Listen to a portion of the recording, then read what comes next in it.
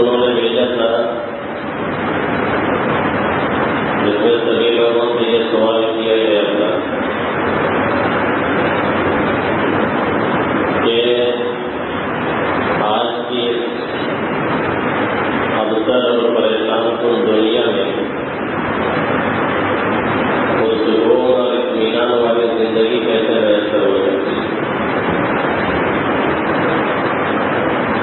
بہت سے لوگوں کا جواب ان کے پاس پہنچا اسی میں سے دارالعلوم کے 50 سالہ مختلف رہے اور دارالعلوم کی پوری دنیا میں پہچان کرائی، اور اسی سال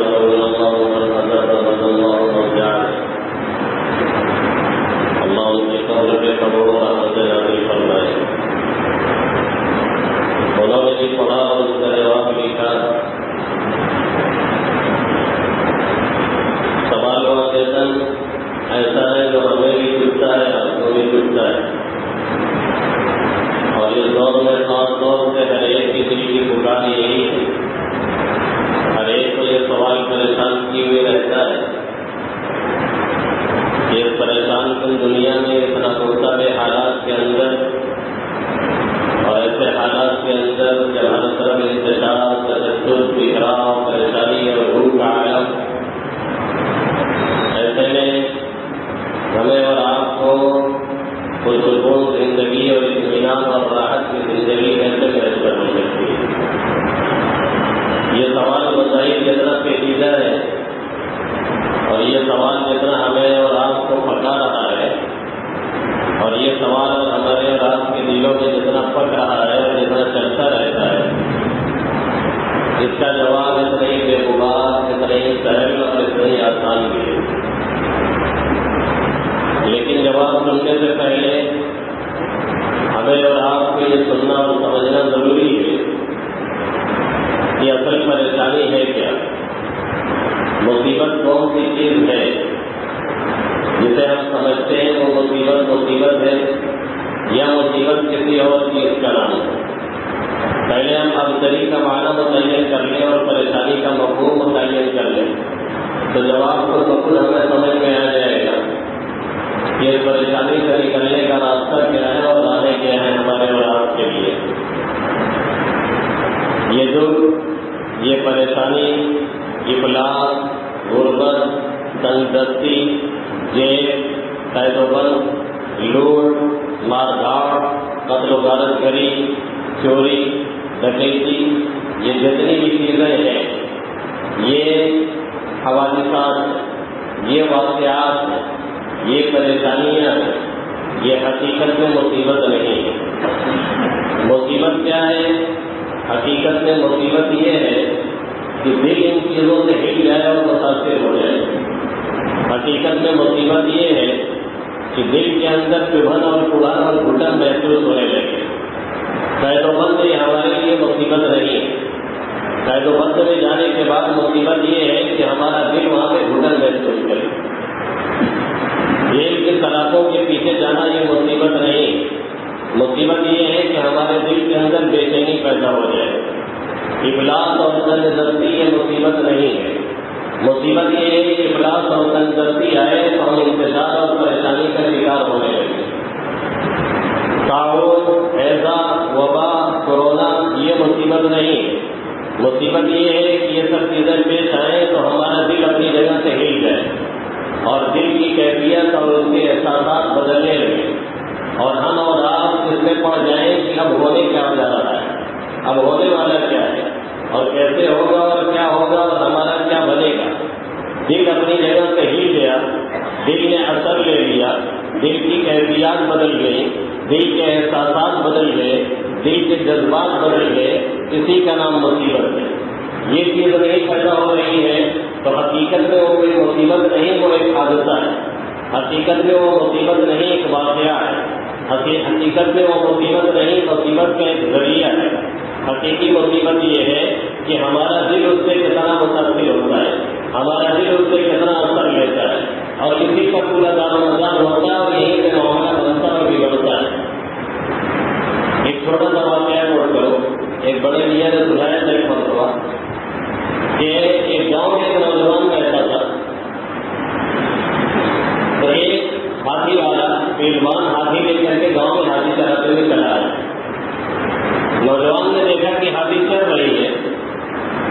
تو پیچھے سے گیا اور ہاتھی کی دم پکڑ کر کے اس نے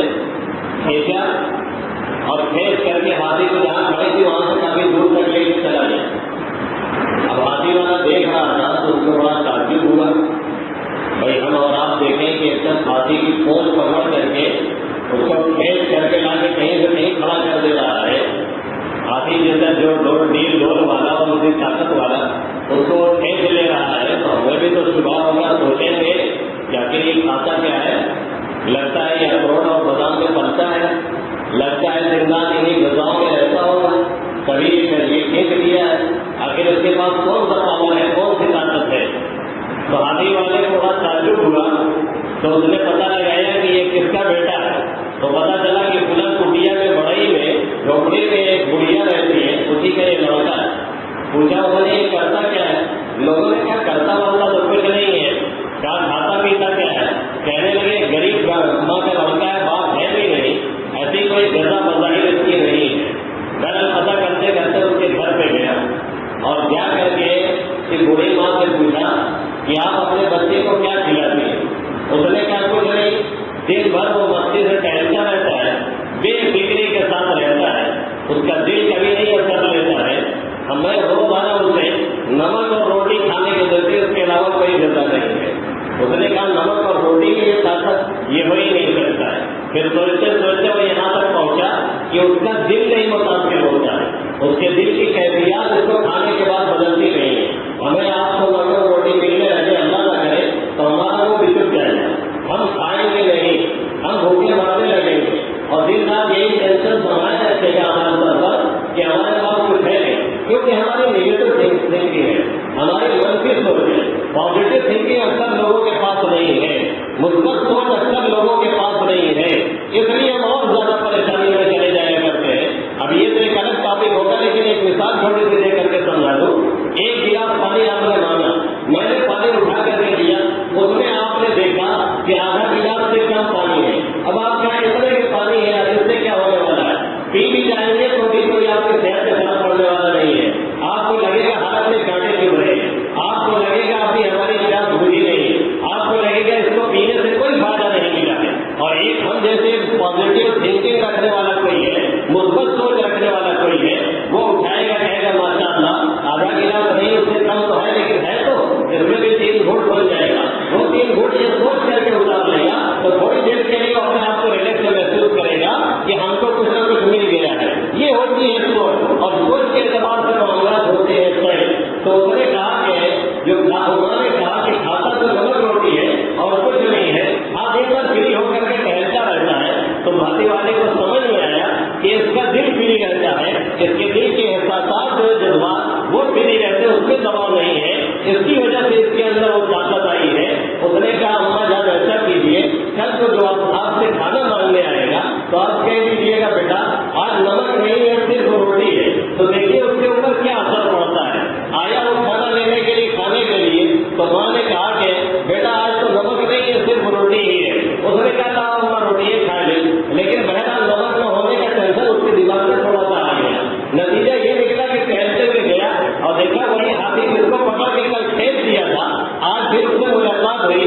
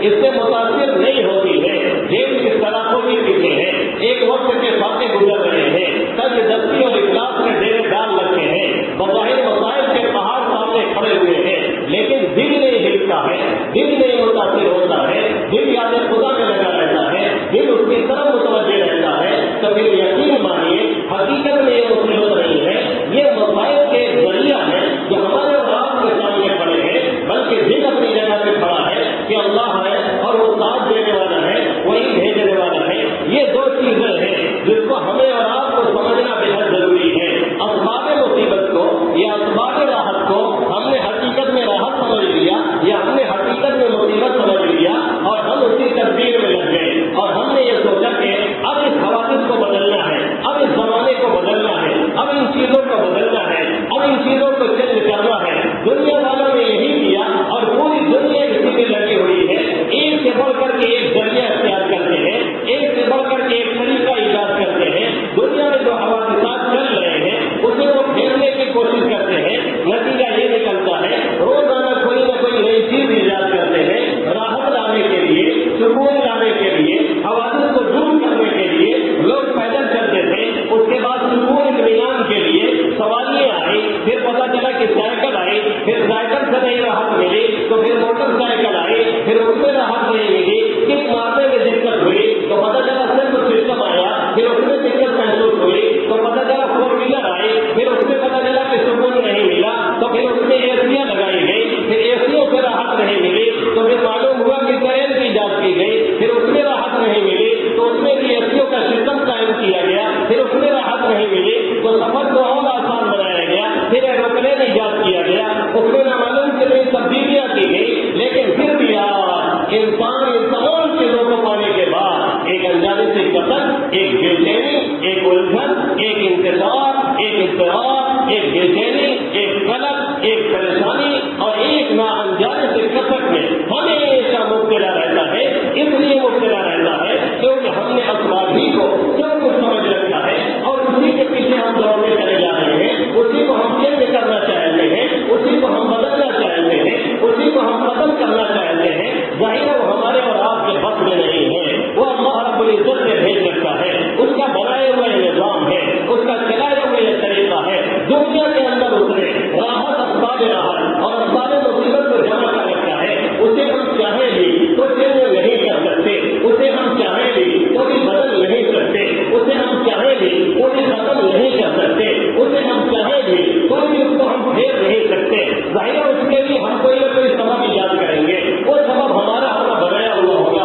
اس سے راحت آئے کہ نہ آئے اس کی کوئی گارنٹی نہیں ہے, لیکن اس میں الجھن اور آپ کو ضرور پیدا ہو جائے گی اور پیچیدگیوں کا ہم اور آپ ضرور شکار ہو جائیں گے. اب راحت کا یہی طریقہ ہے, اطمینان کا یہی ذریعہ ہے, سکون کا یہی ذریعہ ہے کہ اسباب مصیبت کو اسباب مصیبت ہی سمجھا جائے, حقیقت میں مصیبت نہ سمجھا جائے. جن کو اللہ کی طرف پھیرا جائے, اس سے جوڑا جائے, اس سے لو لگایا جائے, اس کی طرف توجہ کی جائے, سمجھا جائے یہ کہ وہی پیدا کرنے والا ہے, سمجھا جائے یہ کہ وہی بھیجنے والا ہے, سمجھا جائے یہ کہ اسی کی طرف سے یہ چیزیں آ رہی ہیں. تسلیم کا, رضا کا, اختیار کا, صبر کا, شکر کا مادہ پیدا کیا جائے اور اللہ سے اس تعلق سے اپنے رابطے مضبوط کیے جائیں, اور جتنے اس سے تعلق مضبوط ہوگا, جتنے اس کی محبت دل میں جاگرتی ہوگی اور محنت ہوگی, نتیجہ یہ نکلے گا مسائل کے پہاڑ کھڑے ہوں گے اور مصیبتوں کا پہاڑ سر کے ہوگا. پھر بھی ہمیں اطمینان رہے گا, پھر بھی ہمیں سکون رہے گا, پھر بھی ہمیں راحت رہے گی, کیونکہ اب محبت تلخا شیریں خبر, محبت کی وجہ سے جو چیزیں تلخ ہوتی ہیں وہ چیز شیریں ہو جایا کرتی ہے. ایک عاشق کو محبوب سے ملا ہوا درد, ایک عاشق کو محبوب سے ملا ہوا درد, ایک عاشق کو محبوب سے لگا ہوا تھپڑ بھی اسے پیارا لگتا ہے اور بہتر محسوس ہوتا ہے, کیونکہ محبوب کے ہاتھ سے وہ آ رہا ہے. ایسے جب اللہ سے تعلق مضبوط ہوتا ہے اور صبر و رضا میں انسان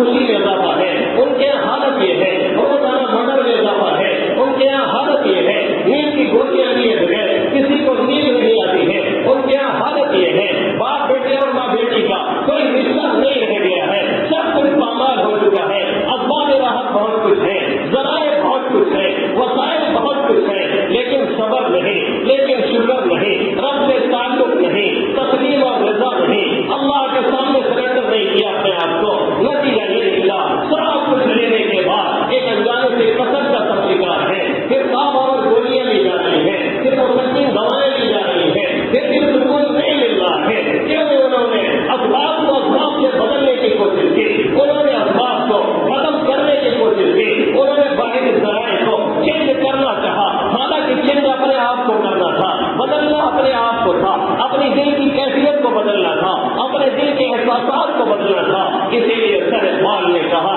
جوڑنے والا ستاروں کی گزرنا ہوگا، اپنے افکار کی دنیا میں سفر کر نہ سکا، وہ جس نے سورج کی شعاعوں کو گرفتار کیا، زندگی کی شب تاریخ سحر کر نہ سکا، اپنی حکمت کے غم و پیش میں الجھا رہتا، آج تک فیصلے نفع و ضرر کر نہ سکا، وہ بیچارے سمجھتے ہی نہیں کیا چیز راحت کی ہے، وہ سمجھتے ہی نہیں کیا چیز مزید مصیبت لاتی ہے، وہ سمجھتے ہی نہیں اصل مصیبت کیا ہے، وہ سمجھتے ہی نہیں اصل پریشانی کیا ہے، اسباب راحت کو انہوں نے راحت سمجھا ہوا ہے، اسباب مصیبت کو انہوں نے مصیبت سمجھا ہوا ہے، نتیجہ یہ ہے انہیں دونوں اسباب میں الجھ کر کے اپنی زندگی تباہ برباد کر رہے ہیں۔ ایک مسلمان کا کام یہ ہے، ایک اللہ والے کا کام یہ ہے، ایک اللہ سے لگانے والے کا کام یہ ہے، ایک اللہ سے تعلق رکھنے والے کا کام یہ ہے، ایک ایمان والے کا کام یہ ہے، ان چیزوں کو اسباب سمجھے اور حقیقت یہ سمجھے کہ مصیبت یہ ہے دل ہل جائے،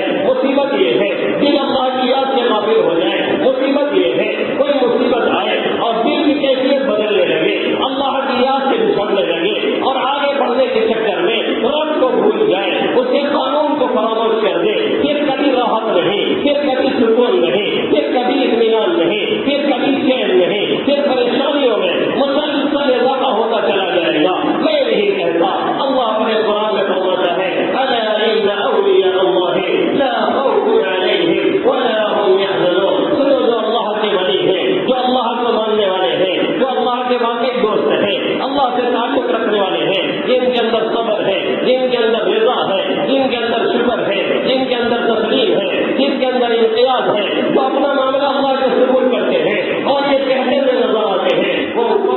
امری الی اللہ ان اللہ بصیر بالعباد، ہم اپنا معاملہ اللہ کے حوالے کرتے ہیں، وہی جانتا ہے کیا بہتر ہے، وہی جانتا ہے کیا بدتر ہے، اس نے جو کچھ کیا ہے اس کی حکمت سے واقف ہے، اس کی مصلحت سے واقف ہے، ہم اور آپ واقف نہیں ہیں، وہ ہمیشہ سکون میں رہتے ہیں، لا خوف علیہم ولا هم يحزنون، ان میں نہ کوئی خوف ہے، نہ انہیں کوئی غم ہے، نہ انہیں کوئی ٹینشن ہے، اس لیے ان کا دل مطمئن ہوتا ہے، دل کی کیفیت رہتی ہے ایک جگہ، اپنی جگہ برقرار رہتی ہے، وہ یہ سمجھتے ہیں جو کر رہا ہے وہ خالق بھی ہے، وہ مالک بھی ہے، وہ بصیر بھی ہے، وہ حکم بھی ہے، وہ عدل بھی ہے، وہ لطیف بھی ہے، وہ خبیر بھی ہے، وہ ساری دنیا کو دیکھ رہا ہے، اس کی حکمت اور مصلحت کو جان رہا ہے، اس لیے وہ جو کر رہا ہے وہ بہتر کر رہا ہے، ہمیں اس سے راضی رہنا ہے، ہمیں اس سے مطمئن رہنا ہے، ہمیں اسی کی رضا لگانا ہے۔ الا ان اولیاء اللہ لا خوف علیہم ولا هم يحزنون الذین آمنوا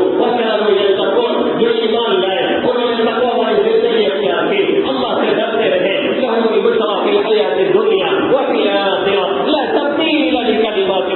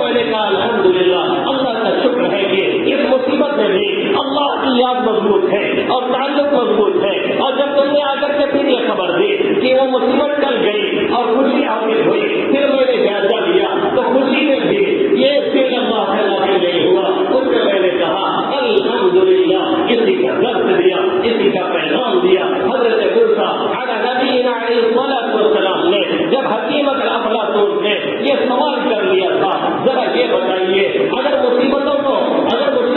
تیر بنا دیا جائے، آسمان کو کمان بنا دیا جائے، چلانے والا خود اللہ رب العزت ہو، وہ چلا رہا ہے تو آپ بچائیے، بتائیے بچاؤ کی تدبیر کیا ہوگی، کیسے بچا جائے گا، کیسے نکلا جائے گا، کیسے بھاگا جائے گا، کہاں جا کر کے بچا جائے؟ اگر عقل کا راستہ اختیار کیا جاتا، اگر فلسفہ کا راستہ اختیار کیا جاتا، اگر منطق کا راستہ اختیار کیا جاتا، اگر کوئی عقل کا پجاری ہوتا تو ظاہرہ مایوسی کے علاوہ وہ کوئی جواب نہیں دے سکتا تھا، کیونکہ رب کو ہرانا ناممکن ہے۔ وما انتم بمعجزین فی الارض ولا فی السماء، نہ زمین میں چھپ کر کے رب کو بچا سکتے ہو، نہ آسمان میں اڑ کر کے رب کو عاجز کر سکتے ہو، جہاں بھی رہو گے اس کی پکڑ میں رہو گے، اس سے نکلنے والے نہیں۔ اگر کوئی عقل کا پجاری ہوتا، اگر کوئی دانشور ہوتا، اگر کوئی دانشمند ہوتا، اگر کوئی عقل کے پیچھے چلنے والا ہوتا، مایوسی کے علاوہ سچ نہ کہتا۔ انبیاء فلسفہ نہیں ہوتے ہیں، انبیاء علم و حکمت کے موتی بھی پھیرتے ہیں، رب کے واقعی وہ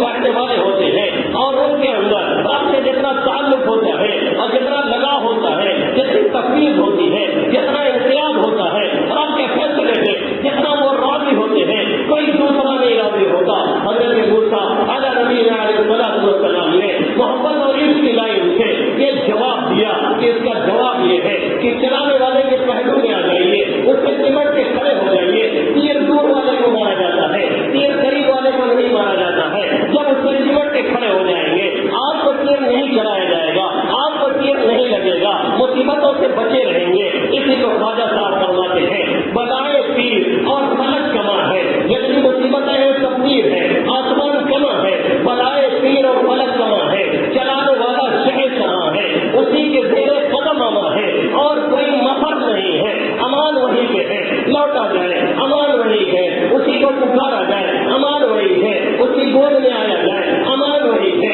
اس کے پہلو میں آیا جائے، اس کا پہلو کیا ہے، اس کی یاد ہے، اس کا پہلو کیا ہے، اس کی نماز ہے، اس کا پہلو کیا ہے، اس کے لیے روزہ ہے، اس کا پہلو کیا ہے، اس کے لیے تلاوت ہے، اس کا پہلو کیا ہے، صبر اور رضا ہے، اس کا پہلو کیا ہے، تسلیم و انقیاد ہے، اس کا پہلو کیا ہے، تفویض کا راستہ ہے، اس کا پہلو کیا ہے، اللہ کے سامنے سپردگی ہے، دوسرا کوئی پہلو نہیں ہے۔ جس کو یہ حاصل ہے، دنیا کتنی مخالف چل رہی ہو، وہ مطمئن اور سکون میں رہتا ہے، اور جس کو یہ نہیں حاصل ہے، خدا نظام زندگی کا لازمی نتیجہ یہ نکلتا ہے، انسان ایک انجانے سی دشت میں، ایک بےچینی میں رہتا ہے، ایک پریشانی میں رہتا ہے، اور سمجھ بھی نہیں پاتا ہے کہ ہم پریشانی میں کیوں ہیں، اور خدا سے پہلے اللہ لگانے والوں کا، خدا میں مطمئن رہنے والوں کا دل ہمیشہ مطمئن رہتا ہے۔ حالات کتنے ناسازگار ہوتے ہیں پھر بھی وہ مطمئن رہتے ہیں، کیونکہ رب کہتا ہے الا بذکر اللہ تطمئن القلوب، آگاہ ہو جاؤ، یاد رکھو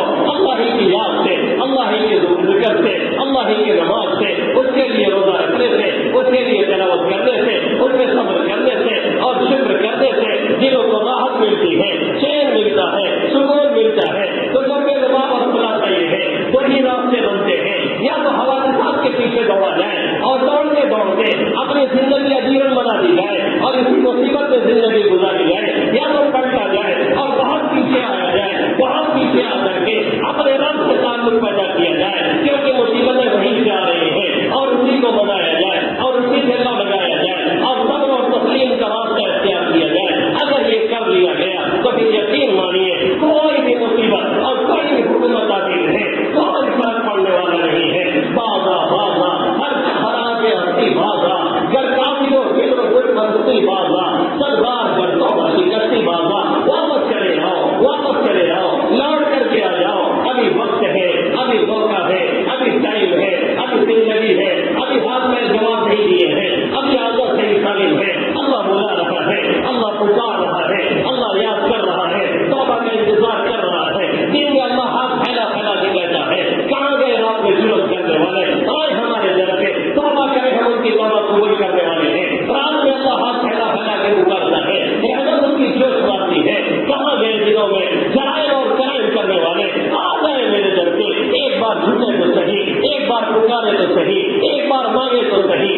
بار بلائے تو صحیح میری پکار پہ، اور اگر کوئی لبیک کہنے والا نہیں وہ ہر وقت حاضر ہے، شرط یہ ہے ہم لینے والے تو بنے، ہم آنے والے تو بنے۔ اللہ رب العزت ہمیں اور آپ کو ان چند باتوں پہ عمل کی توفیق نصیب فرمائے، آمین یا رب العالمین۔ وما علینا الا البلاغ۔